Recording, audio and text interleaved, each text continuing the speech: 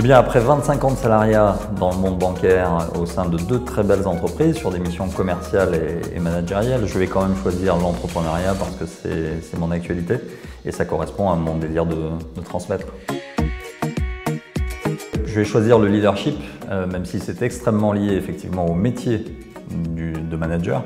Mais le leadership est une posture qui permet au manager, en tout cas lorsqu'elle est bénéfique, une véritable authenticité, un véritable courage et une véritable confiance auprès de ses équipes. Je disais souvent, on a les résultats et les équipes qu'on mérite.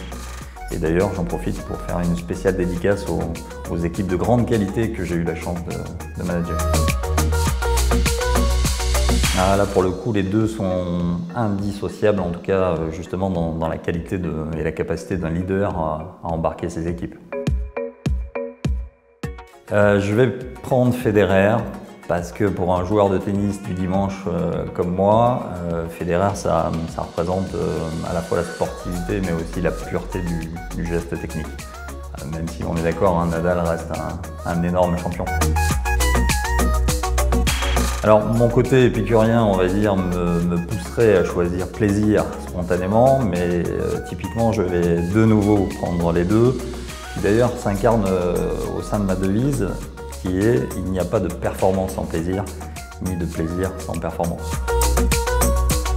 Rugby, bien sûr, je suis toulonnais, donc varois, vive le rugby club toulonnais, spéciale dédicace à mon pote Eric Champ d'ailleurs, que j'embrasse. Et alors pourquoi le rugby? Parce que le rugby, ce sont des valeurs de combat, des valeurs de générosité, de solidarité, des valeurs de respect aussi, respect de l'arbitre, respect des adversaires, qu'on retrouve un peu moins, c'est vrai, au foot.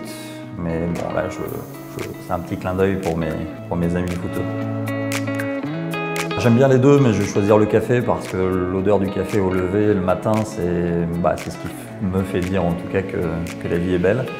Et d'ailleurs, j'en profite là aussi pour faire une spéciale dédicace à mes amis de Kao Café Marseille. Émotionnel, bien sûr. Parce que aujourd'hui, les neurosciences ont démontré quand même que l'intelligence émotionnelle avait un apport bénéfique et très positif sur l'intelligence cognitive.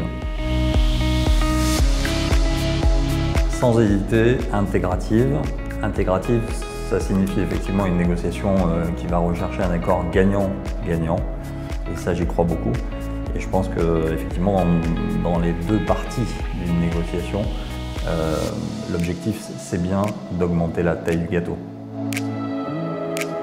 Alors plutôt Laurent, même si c'est vrai qu'on m'appelle souvent Patrick, en référence à Patrick Fiori, qui est un chanteur que j'estime.